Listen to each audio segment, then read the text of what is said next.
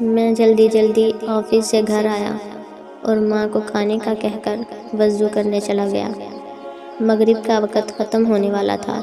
جیسے جیسے وضو کیا اور نیت باندھ لی، دوران نماز بار بار اپنے گیلے چہرے کو اپنی کھلی آستینوں سے صاف کرتا رہا۔ رکوع میں جاتے خیال آیا، اماں کی دعائی تو لانا بھول ہی گیا، اور واپسی پر بچوں کی فیس کے لیے پیسے بھی ATM سے نکالنے تھے۔ پھر سجدہ کیا تو وہاں بھی گھریلو ذمہ داریاں ایک ایک کر کے یاد آنے لگی۔ تھکاوٹ کی وجہ سے نماز میں نیند کے جھٹکے آنے لگے۔ بس پھر کیا تھا، سجدے میں جاتے ہی نیند کا جھونکا آ گیا۔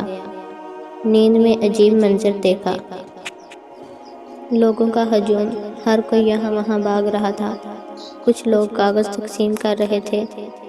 میرے پاس آ کر بھی ایک کاغذ تھما دیا جس پر میرا نام لکھا تھا۔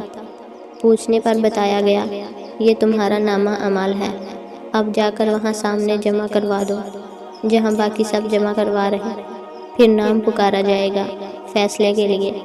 میں نے بھی جا کر کاغذ جمع کروا دیے۔ لائن میں واپس آ گیا، اپنے نام پکارے جانے کا انتظار کرنے لگا۔ نام پکارا جانے لگا، فلاں بن فلاں جنت، فلاں بن فلاں جنت۔ اب تیسرے نمبر پر میرا نام پکارا گیا۔ میرے پاؤں کے نیچے سے زمین نکل گئی۔ یا اللہ، اب کیا بنے گا؟ ساتھ ہی فیصلہ بھی سنا دیا، جہنم۔ مجھے اپنے کانوں پر یقین نہیں آ رہا تھا۔ دھوکہ داور لوگ آئے اور مجھے گھسیٹنے لگے۔ میں پکارنے لگا، رکو رکو، شاید یہ کسی اور کا نام ہوگا، میرا تو جنت والوں میں نام آنا تھا، مگر مجھے غصے سے خاموش کروا دیا گیا۔ ہمارے ہاں فیصلے میں غلطی کا امکان ہی نہیں۔ مجھے جہنم کی طرف گھسیٹا جا رہا تھا اور میں مدد کی بھیک مانگ رہا تھا۔ نہ میں جھوٹ بولتا تھا، نہ دھوکہ فریب دیتا، نہ شراب اور زنا جیسے کام میں ملوث تھا۔ پھر جہنم کیوں؟ مگر کیوں سننے کو تیار نہیں تھا۔ جہنم کی گرمی مجھے محسوس ہونے لگی۔ اندھیرے گڑھے میں مجھے پھینکنے کو تیار کیا گیا۔ مجھے اچانک اپنی نماز کا خیال آیا۔ نماز کہاں ہو تم؟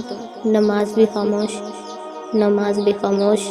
جہنم کی آگ کے شعلے مجھ سے لپٹنے کو بے چین ہو رہے تھے اور مجھے جہنم میں دھکا دے دیا گیا۔ مجھے جیسے ہی دھکا دیا، ایک سفید بزرگ نے آ کر میرا ہاتھ تھاما اور مجھے جہنم سے باہر کھینچتے ہوئے باہر نکالا۔ میں ڈر سے کانپ رہا تھا۔ پوچھنے لگا، آپ کون اور مجھے کیوں بچایا؟ میں تمہاری نماز ہوں۔